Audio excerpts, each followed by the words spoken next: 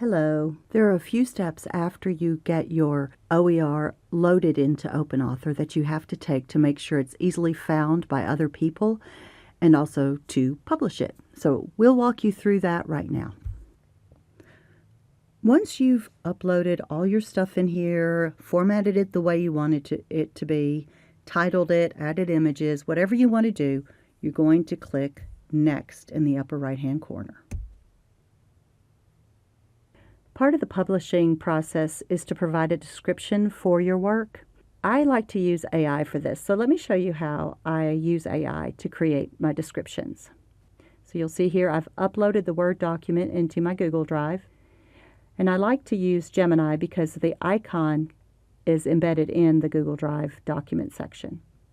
I always use the prompt, please create a 1 to 2 sentence summary of the document that begins with a discussion. If I don't do this, sometimes I get bullet points, and I don't want bullet points as my description. And there's the description it comes up with. I can either accept that whole cloth, or I can adjust it to suit my needs. So now I'm going to copy and paste that description into the overview box. This allows the description to show up on the front end for people that can also be remixed or reused.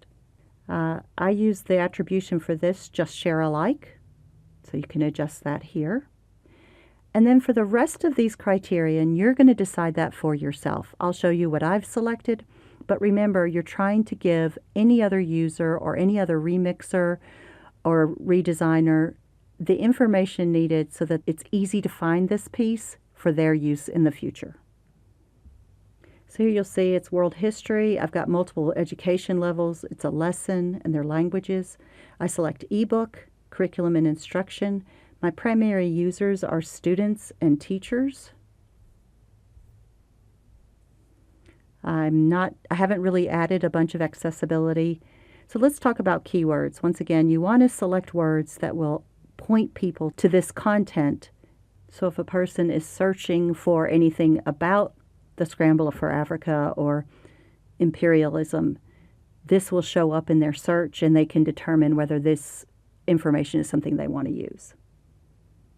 The last thing we do is hit publish, and it takes you back to the landing page of the resource. There you can see the description, and I always like to view it both in teacher view and student view to make sure it still looks okay, and I can go back and tweak it anytime.